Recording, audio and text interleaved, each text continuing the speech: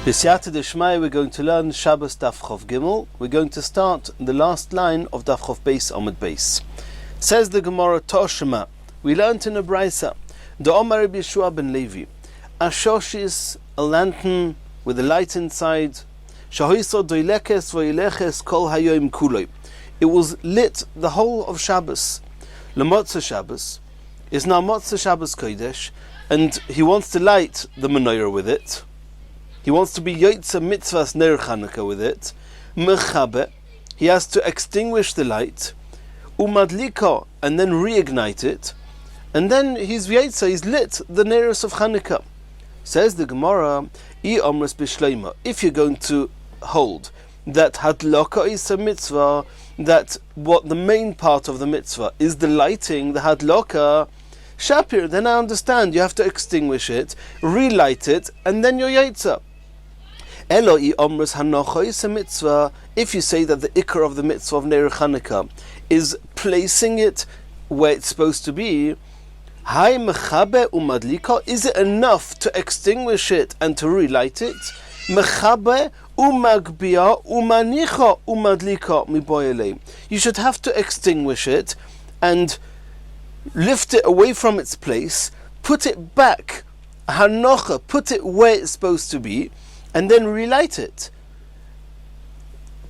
Just relighting it when you haven't changed its position from the day before, it means that today's hadlaka did not have a hanocha. And without a hanocha, according to the opinion who holds hanocha is a mitzvah, you haven't been yotze. V'oid asks the Gemara another question. The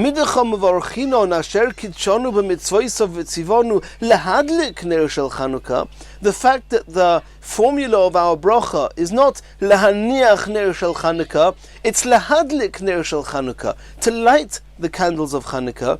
Shma mino hadloka oisa mitzvah. You see from there that the main mitzvah is the hadloka, is the lighting. Shma mino, so that's how the Gemara concludes that hadloka oisa mitzvah. Continues the Gemara. V'hashta da omrinon hadloka isa mitzvah. Now that we've determined that the ikar mitzvah of Ner Chanukah is the lighting, is the hadloka, hidlikoi cheresh shoyte v'kotten. If somebody who's not mechuyev in mitzvahs Chanukah, like somebody who's deaf and dumb, somebody who's a shoyte, a minor, who's not mechuyev with hadlokas Ner Chanukah, if they do the lighting, lo osav lo klum, you have not been mekayim the mitzvah of Ner Chanukah. However, Isha, a woman who lights the candles, vaday madlika, she is allowed to light, and she is mechuyev with the mitzvah of Ner Chanukah. Da'omer Rabbi Yeshua ben Levi, noshim chayovo ben Ner Chanukah, noshim, women are mechuyev with the mitzvah of Ner Chanukah. They too were included in the gzeros of the Yevonim of the Greeks. They said that a woman that before she got married, she would have to do znus with the ministers there, and also besides the fact that they were part of the gzeros, they were a main part in the nes, as Chazal the Midrashim tell us that it was a woman that brought about the defeat of the Greeks, and since Afhein Hoyu Bo'isa Nes, therefore they are mechuyev to be mefarsam, to publicize the Nes, and be part of the Neros of Chanukah. Continues the Gemara, Omer of Sheshes, Achsanoi, a guest, somebody who's not in his own home, he's a guest in somebody else's home. Chayav b'ner Chanukah, he cannot just rely on the candles of his host, he has to, on his own, light candles. Omer of Zera, Miresh, at the beginning, ki havina beirav, when I used to go away from home and to learn Torah, mishtatafno bepriti behada ushpiza, then I would participate with the lighting of the host by paying partially, giving him a coin for a part in his oil, and when he lights, it's as if I'm lighting as well. Bosad the nasiva itza, after I got married, Amina, I said, Hashta vaday lo tzarichna, I do not need to be part of the lighting of my host. Dekomadliki olai begoy beisoi, my wife is at home, she's going to light on my behalf for my home, and then I've been yotze my chiyuv, I do not need to have a part in the lighting of my host. Continues the Gemara. Omer Rabbi Yeshua ben Levi, Kol hashmonim kulon yofin l'neir. All oils are good they produce a nice light. V'shemen zayis, but olive oil min hamuvchar, it's the choicest oil to use. Omar Abaye, Abaye said, Miresh, at first, have a mahadir mar amoshcha de shumshemi. Then we would look for the oil of sesame seeds. Omar, Hai moshech noheret fei. The reason that we would prefer the oil of sesame seeds is because it takes a long time for the oil to get absorbed in the wick, and therefore the flame stays alight for much longer than any other oil. Kiven de shoma lo lahodu Rabbi Yeshua ben Levi. After we heard what Rabbi Yeshua ben Levi said, that olive oil is the choicest of all oil, mahader amoshcha de zeisa, we would search for olive oil. Omar, and he explained, Hai tzolil nohira tfei. It's true that the oil of sesame seeds will burn longer, but the flame from olive oil is a much nicer, a much more clear and bright light. So we prefer to have the light, the candle being on that little bit less time, but being a brighter, clearer light, rather than having a lesser quality light, but having it be a light for longer time. Continues the Gemara. And before we continue with the next Gemara, I want to introduce to you what Rashi explains here. When they used to manufacture ink, black ink, there were 3 stages. First, they would use a candle, and they would light a candle into an upside down glass container, and then the pitch, or whatever it's called, the surface of the glass container would become black. Afterwards, they would scrape away that soot off the sides of the container. They would mix it with a little bit of oil, and then they would knead it with a little bit of oil. It would then become a very thick black oil mixture. Then they would mix this mixture of soot with a bit of oil into all the other ingredients, if you can call it that, of the oil, of the ink, and then it would become usable liquid ink to write with. So for all intents and purposes, oils were used in 3 stages of the ink making process. Number 1, it was burnt in order to create the soot. Number 2, an oil was used within which the soot was mixed. After that, this mixture of soot with a little bit of oil would then be mixed into the other ingredients of the ink, and part of those ingredients were also some forms of oil. Let's see the Gemara inside. So says the Gemara, V'omar Rabbi Yeshua ben Levi, Kol hashmonim, all the oils, yofin l'dyoy, they are good for the process of making ink. V'shemen zayis min hamuvchar, and the shemen zayis, the olive oil, is the choicest for the manufacture of the ink. Iboyalu, they asked a question, legabel oy le'ashen, is olive oil good le'ashen, to create this smoke, this soot that would be black and be used to make the ink black, or legabel, or the oil that's used with which this soot was then kneaded together to make the original black mixture that would be put into the other ingredients? Which of the first 2 stages is olive oil good for? Tarshema, the Tanya of Shmuel bar Zutri, Kol hashmonim yofin l'dyoy, all oils are good for ink, for the manufacture of ink. V'shemen zayis min hamuvchar, and olive oil is the choicest. Bein legabel, both for kneading the soot into a mush, ubein le'ashen, and to be used to create the soot, this smoke. Shmuel bar Zutra, this is a different man de Omar. Masni Hocha, he said as follows: Kol ha'ashonim, all the smoke generating oils, yofin l'dyoy, are good for making the smoke, the soot, for the ink. V'shemen zayis min hamuvchar, and shemen zayis is the choicest of them. Omar Ravuna, Kol hasrofin, all the what we call the srofim, yofin l'dyoy, they are good for making ink. The sraf kotof, which is a particular type of sorof, yofim mikulam, is the choicest of all of them. And Rashi explains that this sorof is a type of gum, a type of material that they would use for the making of the ink. that they would mix things, one of the ingredients of the ink. Continues the Gemara. Omar Reb Chia bar Ashi Omar Rav, Hamadlik ner shel Chanukah, somebody who lights the Chanukah candles, tzorich levorich, he has to make a bracha. Reb Yirmiyah Omar, Reb Yirmiyah said, Haroya ner shel Chanukah, even if you do not light the candles, and even more so, especially if you're not lighting yourself, but you're at least seeing somebody else's candles of Chanukah, tzorich levorich, he also has to make a bracha. Omar Rav Yehuda, Rav Yehuda explained, Yom Rishon, on the first day of Chanukah, Haroya, if somebody just sees Chanukah candles and does not light them himself, Mevorich Shtayim, he makes 2 brachas. We'll soon see what they are. Umadlik, but somebody who lights the menorah himself, Mevorich Shloisha, he makes 3 brachas. And this is all on the first night of Chanukah. Mikan ve'elech, from the second night and on, Hamadlik Mevorich Shtayim, somebody who lights the menorah makes 2 brachas.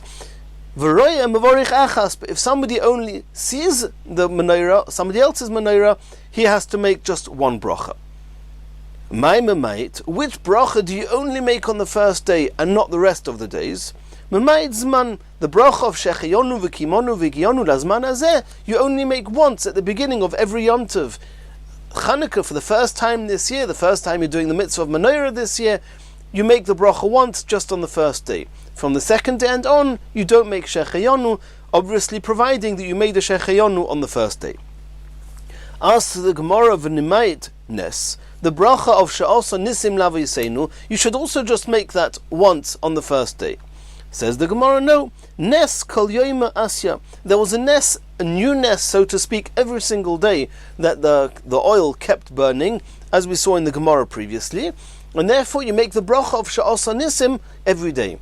But the bracha of Shechayonu, which is on the time, the tkufa, the period when the yontiv is, when this mitzvah is done, that happens, that restarts happening once a year, you make the bracha then. Only on the first day. Continues the Gemara, Mai mevorich, what brachas do you make? Says the Gemara, mevorich asher kitchonu b'mitzvoisav v'tzivonu lahadlik ner shel Chanukah. The first bracha, and this bracha is only made by somebody who's actually lighting his menorah, you make the bracha that we know of lahadlik ner Chanukah, or lahadlik ner shel Chanukah. Says the Gemara, you just said that the formula of the bracha is asher kitchonu b'mitzvoisav, you sanctified us with your mitzvahs, v'tzivonu, you commanded us lahadlik ner Chanukah, to light the lights of Chanukah. Asks the Gemara, v'heichon tzivonu, where exactly did Hashem command us to light the Chanukah menorah? Says the Gemara, Reb Avya says from the following pasuk, Milay Sosur, it says in the Torah, you're not allowed to deviate from what the Chachomim tell you, not to the right, not to the left. Since the Chachomim instituted this mitzvah, then you have a chiyuv min ha-Torah to listen to the Chachomim, and that's the v'tzivonu. Rav Nechemya Omar, Rav Nechemya says, it's from a different pasuk. The pasuk says, She'al ovicha v'yageitcha, ask your father and he'll tell you. Zekinecha, your elders, v'yemru lach, and they will tell you. And since our elders, the Chachomim, said we have to light the menorah, then the Torah that tells us that you should listen to your elders is mechayev us to do the mitzvahs that the elders said, and therefore you have a v'tzivonu, you have a commandment. Mosiv Rav Amram. Rav Amram asks the following question. Hademai. We're going to learn now a few halachas regarding demai. What's demai? Demai is 2 words put together. Do, mai. What is the status of this? Which means that you have an Am Ha'oretz, somebody who's not very learned and often lacks in many mitzvahs and many details, and we're not sure if he has fruits, and we don't know, were trumas and maasros taken, were they not taken? Can I rely that they've been taken and just eat those fruits, or do I need to be machmir and take trumas and maasros again, or as a precaution? The halacha is that one is mechuyev to take them, to separate trumas and maasros from demai. More accurately, maasros, because we assume that the Amei Haaretz do take truma, but we're not discussing that here. Now, one of the halachas of demai is that a poor person is allowed to eat the demai even without being mafresh the maasros.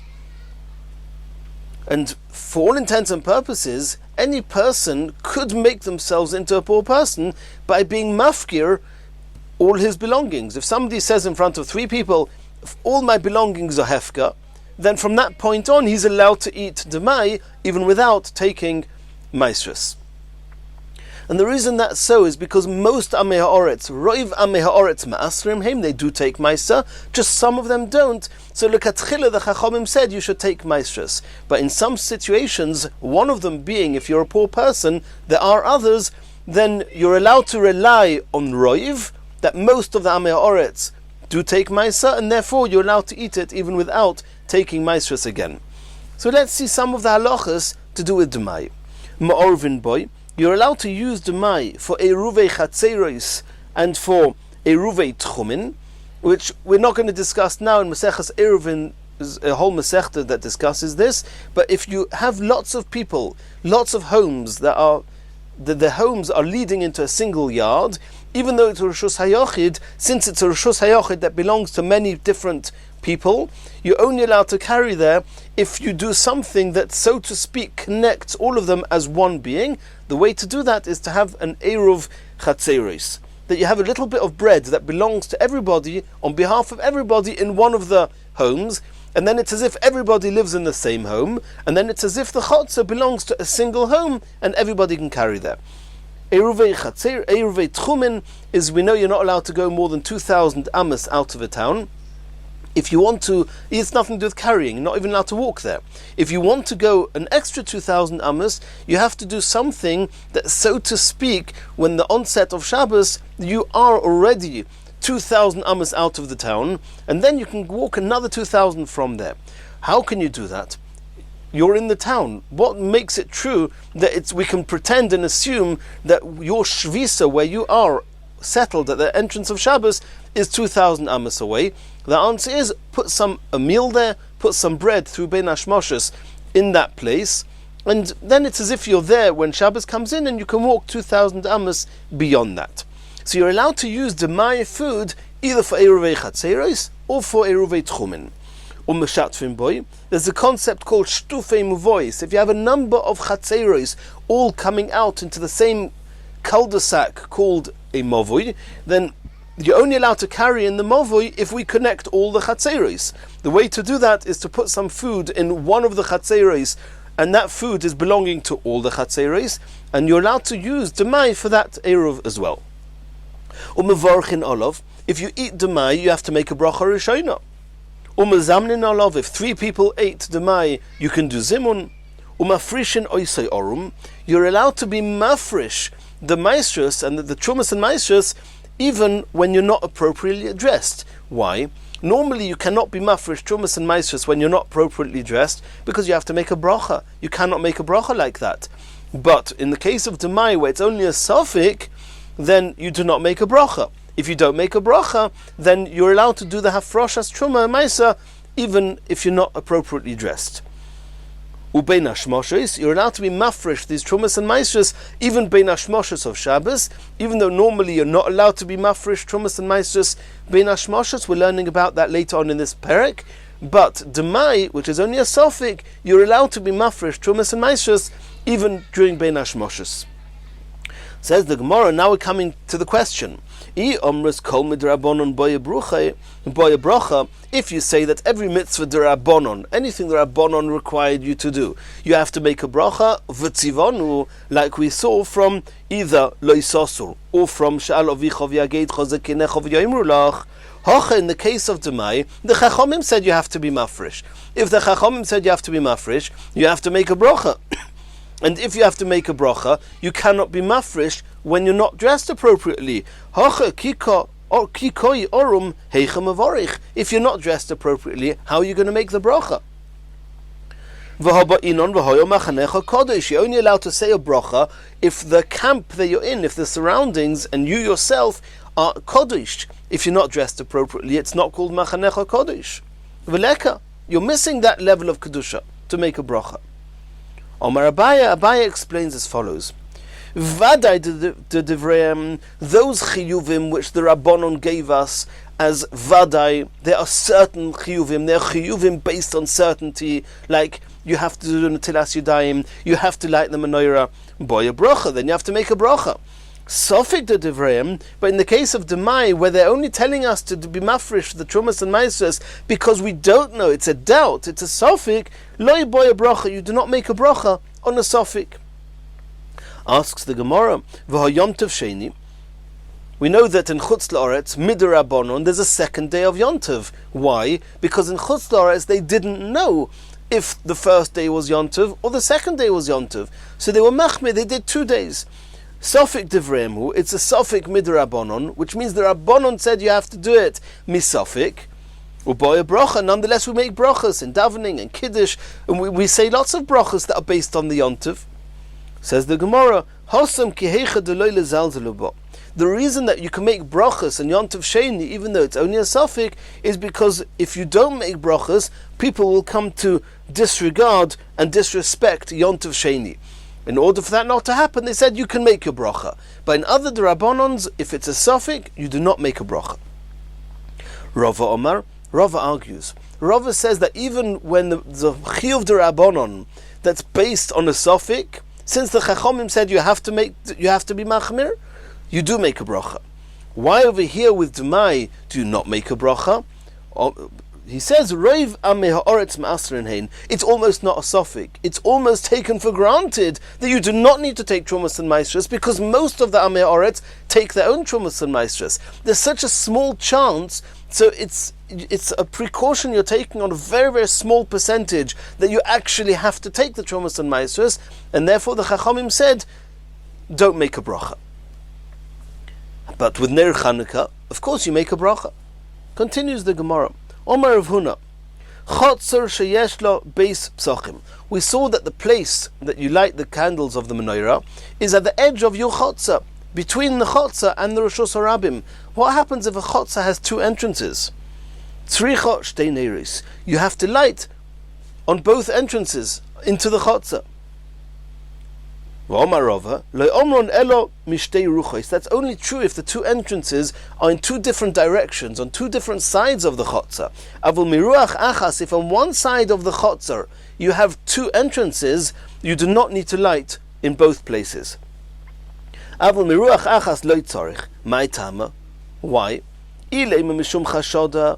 If you say that the reason that you have to light when there's 2 entrances is because chashad, if you light just in one entrance, people will see the other entrance and accuse you of not having lit Chanukah candles, then chashad deman. Let's try and understand. That means if the halacha that when there's 2 entrances you have to light twice, if the reason for that halacha is because of chashad, that people will accuse you, let's understand who would accuse you. If you're talking about people who come from out of town and they do not know that the 2 entrances in this chotzer belong to the same home. In the bias, the home is not split into 2. They know there's only one person living in that home and they can see the menorah. And so people coming from outside, they don't know that. They assume maybe there are 2 people living here and there's only one menorah. They'll accuse one of them of not lighting. Then afilu baruch achas nami liboya. Then, in the same way as 2 sides of a chotzer, the people who do not know how the city is set up, how the homes are set up, are going to accuse you. They could accuse you if you have 2 entrances on the same side. They might think that there's 2 people living here and one of them has not lit. So even on the same side, you should have to light 2 menorahs. If the reason that you have to light on 2 entrances when they're on different sides of the chotzer is because of the people in this city who they know that there's only one home and it's not been split into 2. This house belongs to one person, and if it's on 2 different sides of the chotzer, then they will accuse you. They'll see one entrance, they'll see no menorah there, they'll accuse you of not lighting the menorah. Then afilu mishtei ruchos nami lo liboya. If you're assuming that we're talking about the people who understand and they know that the homes here are not split into 2, and there's only one person living here, if so, even when there's 2 entrances on 2 sides of the chotzer, you should only have to light one, because they know that there's only one person living here, and there's a menorah on the other side, and the fact there's no menorah on this side is not an indication that somebody has not lit the menorah. Afilu mishnei ruchos nami lo liboya. You should not have to light.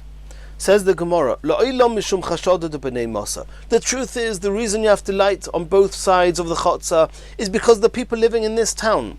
And it's true that if these people saw both sides of the chotza, they would understand that since there's only one person living there, in that home, one menorah is enough, you don't need on both sides. Sometimes the people in this town are only walking past one of the entrances. They're not walking past the other entrance. And they're going to say, in the same way as in this door, in this entrance, he didn't light the menorah, he didn't light on the other side either. And therefore, you have to light on both sides. However, if it's on the same side, and anyone who walks past one entrance will be walking past the other entrance, then since they see a menorah in one, and it's people living in this town, and they know there's only one person living in that home, there's no chashad, and you only have to light one menorah. Says the Gemara, the whole concept that we are chayshish, we take extra precaution so others should not accuse us of not doing a mitzvah, where does this come from? The Tanya, we saw in the Brayso Amr Reb Shimon, B'shvil arba'a dvarim omra Torah laniach peah b'soif sodeu.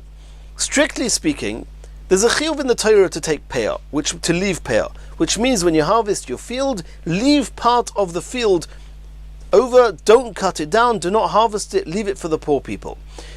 Strictly speaking, that part that you don't harvest could be anywhere. It could be a part that you leave at the beginning of the field and you just start harvesting further in. You could leave it in the center, you could leave it at the end.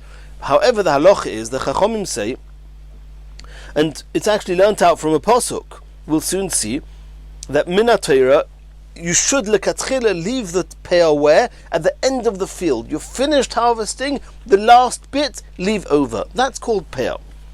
Why did the Torah say that you should leave peah at the end of the field? There's four reasons. Mipnei gezel aniyim, mipnei bitul aniyim, mipnei hachashad, or mipnei bal techale. The pasuk says lo yisechale pa'asad cholikzer, etc. And we'll see in a minute what these are. Says the Gemara, mipnei gezel aniyim. What does it mean that because of gezel aniyim, not to steal from the poor people, that's why the Torah says in the pasuk, lo yisechale pa'as sodcha, do not cut down the end of the field, leave the last bit for the poor people, don't leave the bit in the middle. Shelo yireh balabayis shar pnuya. Because if you would be allowed to leave a little bit in the middle of the field as peah, then the balabais is going to wait for the poor people not to pay attention. When there's no people here, there's shar pnuya, there's nobody here. He'll turn to his relative who's a poor person and will say, Harei peah, you see this little bit over the field here? I'm leaving this for peah, come you can take it. And then what will happen is you've stolen it, you've robbed the other aniyim of the opportunity of taking the peah. However, if you take the peah at the end of the field, all the aniyim can see you're coming to the end of the field. The last bit's going to become peah, so they all have an equal chance to take the peah. Continues the Gemara, umipnei bitul aniyim. The second reason the Torah says that you should leave peah at the end of the field is because of bitul aniyim. In order they shouldn't just be idle right through the harvesting period, not go to work and not do anything. Why? Because if you could leave peah anywhere in the field, then the poor people are going to sit idly and just wait and watch. They'll say to themselves, maybe achshav maniach balabais peah. At any given moment, maybe now the balabais is choosing to leave a little bit peah. Let's go and take it. Which means right through the harvest, they're being betalim. They're just being idle. In order to prevent that, the Torah said, leave peah at the end. So the poor people, they can estimate how long it takes to harvest the field, and they know that only at the end is going to be the peah. Continues the Gemara, mipnei chashad. The third reason the Torah said is that you should take peah from the end of the field and not in the middle, is because of chashad. because in the event that you could leave peah in the middle of the field, people passing by the field can't see that, and they'll say, all they see is that he's harvested right to the end of his field. They can't see that he's left a little piece in the middle of the field as peah. They will assume that he hasn't left peah. They'll curse him. To avoid that, the Torah said, leave peah at the end of the field. This is the source in the Torah, Mishum Chashad, that we take other people accusing us seriously. Umishum Bal Techale, the fourth reason the Torah says you should leave peah, especially at the end of the field, not in the middle of the field, is because of the pasuk that says, when you cut down the produce of your fields, don't end the ktsir, don't end the cutting right till the end of the field, leave the last bit. That's the fourth reason, because we have this pasuk. Asks the Gemara, I don't understand. The Torah says the Torah says you have to leave peah at the end. And we've just given three different explanations, gezel aniyim, bitul aniyim, and chashad, as a reason why the Torah said don't leave peah in the middle of the field, leave peah at the end of the field. But lo sechale is not a new reason, that's the makor, that's the source of this halacha. Says the Gemara, you're right, Omarova mipnei haramoin. In order that to avoid people who are going to cheat, to be deceitful, you'll get those people who they won't take peah. They won't want to take peah because they're ramoim. They're going to steal it for themselves. And they're going to just tell people. People are going to say, 1 minute, you haven't taken peah. They're going to say, what do you mean? We took peah in the beginning of the field, on the other side of the field, in the middle of the field. Nobody would know any better. Now that the Torah says, lo yisechale, you only take peah at the end of your field, there's no room for cheating. Everybody will know that you haven't left peah, and therefore people will not be a ramoim, they will not be deceitful, they will leave their peah. So those are the four reasons, one of them being chashad, and that's the source that there's a concept called chashad, and in the case of the Hanukkah lights, if you have two entrances, one on each side of the chotzah, you have to light the menorah in two places. Many people today, for whatever good or bad reason, are not makpid on this, and even when they have two entrances into their homes, they only light in one. Many poskim say you should light in two. Ask your Rav. Continues the Gemara, Omar of Yitzchak bar Radifa Omar of Huna. Neir sheyesh lo shnei piyos. You had this little earthenware container called a neir. The neir is actually not the light, the flame itself. The neir is the container that's holding the oil and the wick on top of it. So if you have a little container and it's got two mouths, which means that there was oil inside the container and a wick sticking out on one side and a wick sticking out on the other side. We saw in the Gemara previously, in Mahadrin, you had more than one flame per home, per night, and therefore you can use this little neir, this container, as two candles. Omarova. Milo ka'oro shemen. If somebody filled up a plate, a dish with oil, ve'ikifa psilois, and all the way around he put some wicks, there were floating some wicks there. Then kofa aleim kli, he can turn upside down a lid onto this kli. In this lid there's a hole. This hole will keep each flame separate. They will not blend and merge into one big fire in the middle. And since each candle can be discerned, can be easily defined on its own, they can be oile lekama b'nei adam. It can count for different people. You have 5 wicks, then there could be as if 5 people are lighting a single candle on the first night. Loi kofa aleo kli. If you did not separate and keep the flames apart by having a kli, a cover, over this plate with the oil, and the holes for each wick are kept separate, aso kamin madura, then what will happen is the wicks will slowly meet in the center of the plate. It will look like it's just one big bonfire. Since it's not called a single flame, it's just called a big fire, you cannot be yotze, even for one person, one light, you're not yotze. Continues the Gemara. Omar Rava. Pshitali, I'm taking it for granted, Ner Beisai v'Ner Chanukah. If on Friday night you only have one candle, you can either use it for covered Shabbos, what we would call Shabbos candles, or you can use it for your menorah. It's clear to me, Ner Beisai Odif, better to have Shabbos candles, Mishum Shloim Beisai, because being in the dark is very depressing, and on Shabbos we need to have extra sholem in the home. Sholem, it's got to be comfortable in the home, and if it's dark, you cannot use any of the menorah, you're not allowed to use, and if the house is going to be dark, then there's not going to be sholem beisoy, and therefore we prefer that you use the single candle that you have, the single light, single oil, or whatever you've only got one of, use it for Shabbos candles rather than for Chanukah candles. Neir beisoy v'kiddush hayom. What happens if you have money either for Shabbos candles or for wine to make kiddush? What takes precedence? Says the Gemara, Neir Beisai Odif, again Mishum Shloim Beisai. We prefer that you have Sholem in the home, it's comfortable in the home, you're not sitting in the dark, rather than having wine to make Kiddush on Friday night. Continues the Gemara, Boya Rava. Rava asked the following question, Neir Chanukah v'Kiddush Hayoim Mahu. What happens if you only have money either for Chanukah candles or for wine for Kiddush? What takes precedence? What's more important? Kiddush Hayom Odif. Do we prefer that you use the money to buy wine? The Todir, because Kiddush you do more often than lighting Chanukah candles, and we know that whatever is done more often takes precedence.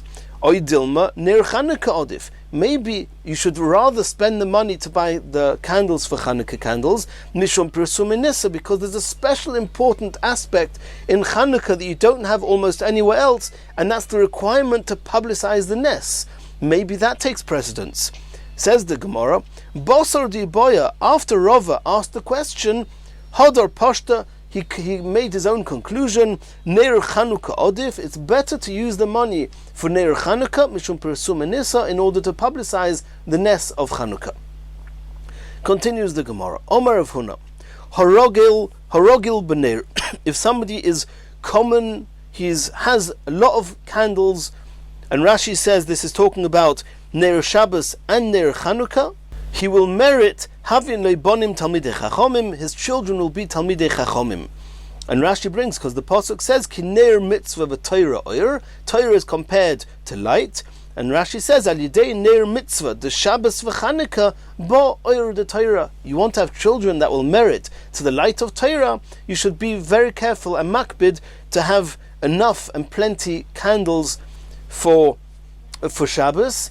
And regarding Neir Chanukah, even though we're not allowed to add or change the number of candles, Harogil B'Neir, the Rishonim say, is you should be makbid. You should do it in the choicest way. You should have the best menorah, the nicest menorah, the best wicks, the best oil. Do your best to make the mitzvah as perfect as you can, and in that schus you'll have children that will appreciate the light of Torah.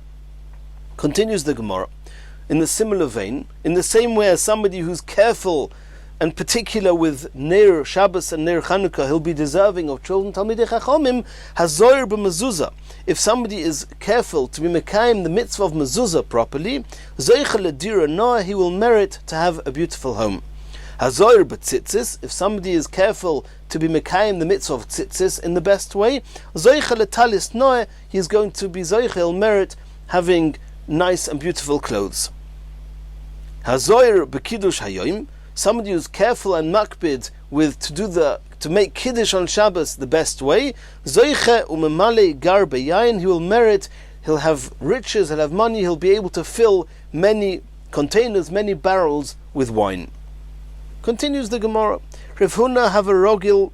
Rav Huna was often to have a cholif v'toni, he would pass by a pischa der Rabbi Ovin. The entrance, the door, the home of Rabbi Ovin. Nagra, Rabbi Ovin the carpenter. Chozo de Havarogil Basharga, Beshragi Tuva. He saw that there were many candles there on Friday night. Omar, he said, Trei Gavra Ravrava. And it's clear to me that two very great men, Nofke Mehocha, are going to come out from Rabbi Ovin and his wife. Nofke Minayu, and who came out of Rabbi Ovin? Two great people, Rabbi Idi bar Ovin and Rabbi Chia bar Ovin. Continues the Gemara. Rav Chizda have a rogil, da have a cholif, a tonya pischa, de beinasha, de Rav Shizbi. Rav Chisda used to pass by the home of the father, Nasha is the father of Rabbi Shizbi. He saw that there was a lot of light there. Omar, he said, Gaver Rabba Nofik Mihocha. He's going to have a child who's going to be a great person. Nofak Minei Reb Shizbi. And he had a child, Reb Shizbi, who was a very great person. Continues the Gemara. Debisu de Rav Yosef, the wife of Rav Yosef, have a ma'achra or medlakis la. She would light Shabbos candles in the very, very last moment before Shabbos.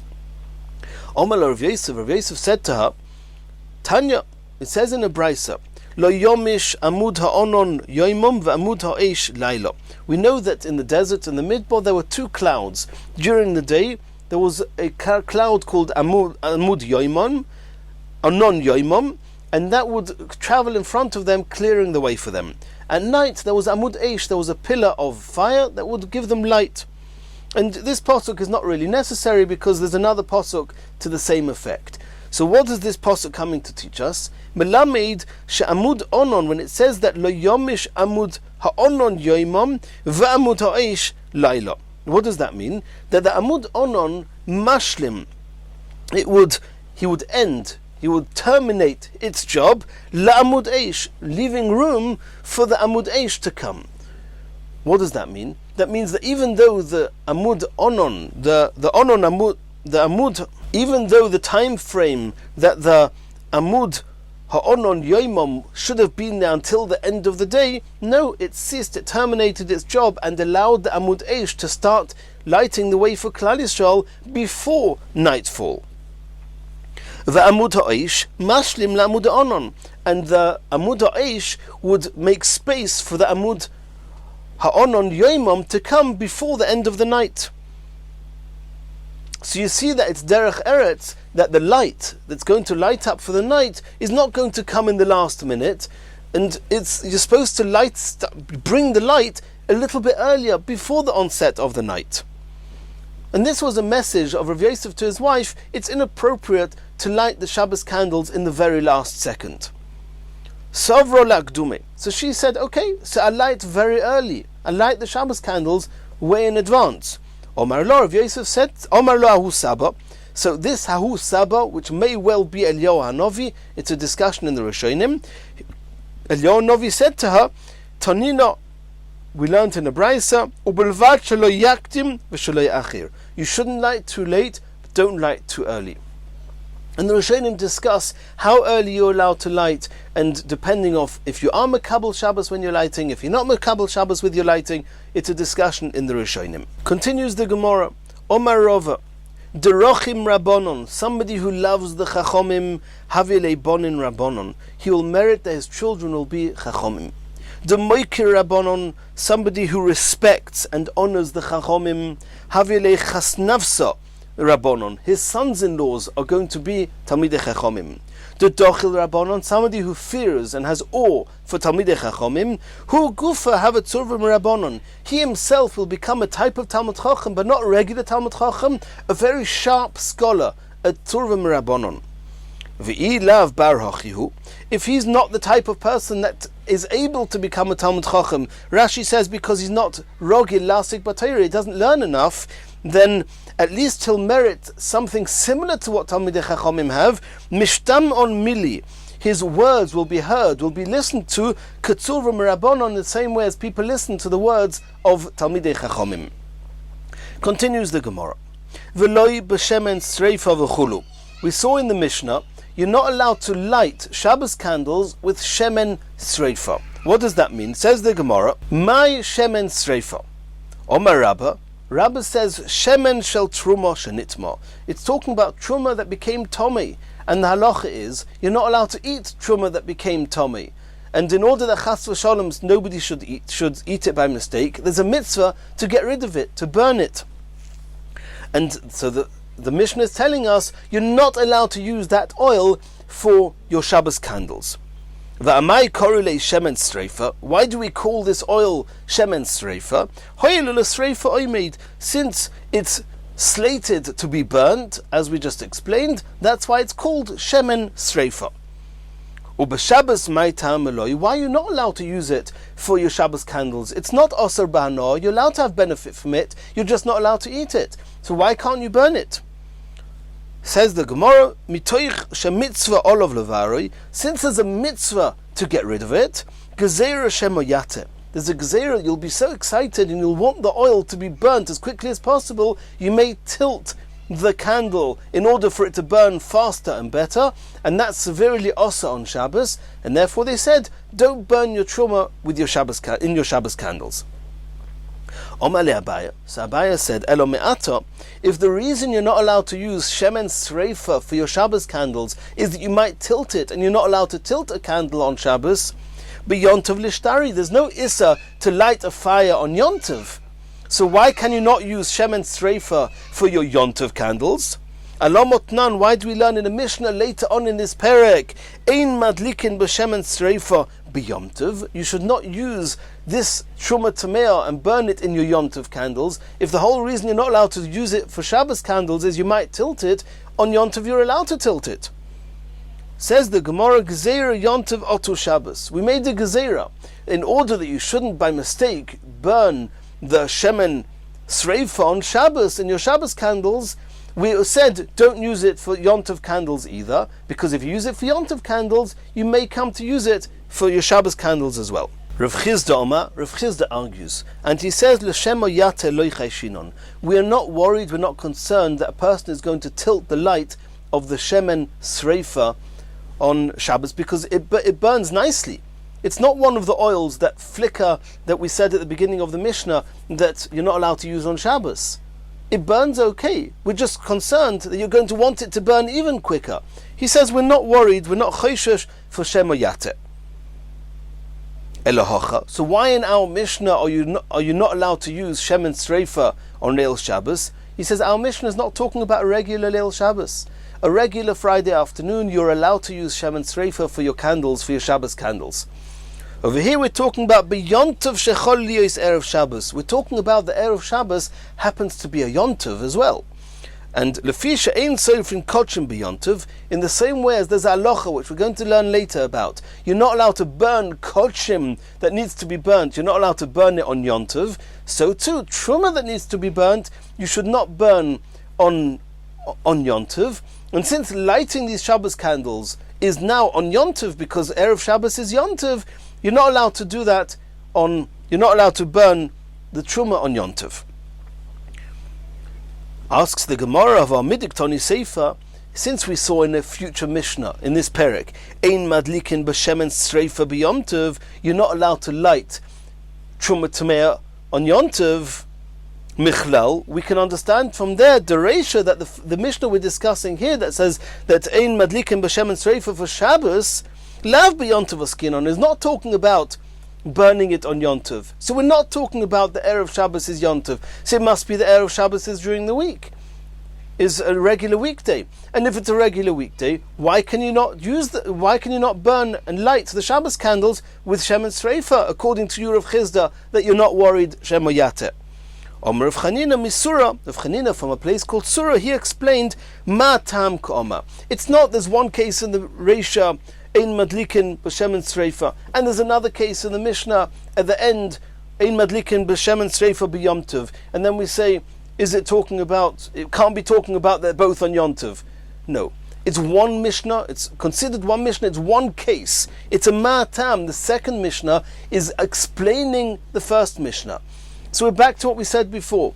We're only not allowed to use shemen sreifa for Shabbos candles if erev Shabbos is yomtov.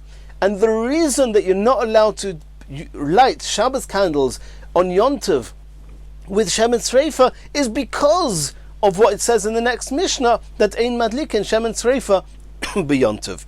Ma tam ein madlikin b'shemen sreifa b'yontov. Why are you not allowed to light in our first Mishnah on erev Shabbos, which happens to be yontov? Why are you not allowed to use shemen sreifa? Lefi, because of what it says in the next Mishnah, she'ein seifrin kochim b'yontov. The Achronim change the girsa and say that what it means is because it says in the next Mishnah that you don't burn shemen sreifa on yontov. Tanya Kavaseder of Chizda. There's a brisa that says like Rav Chizda. What does it say in the Brisa? Kol elu she'amru ein madliken ben b'Shabbos.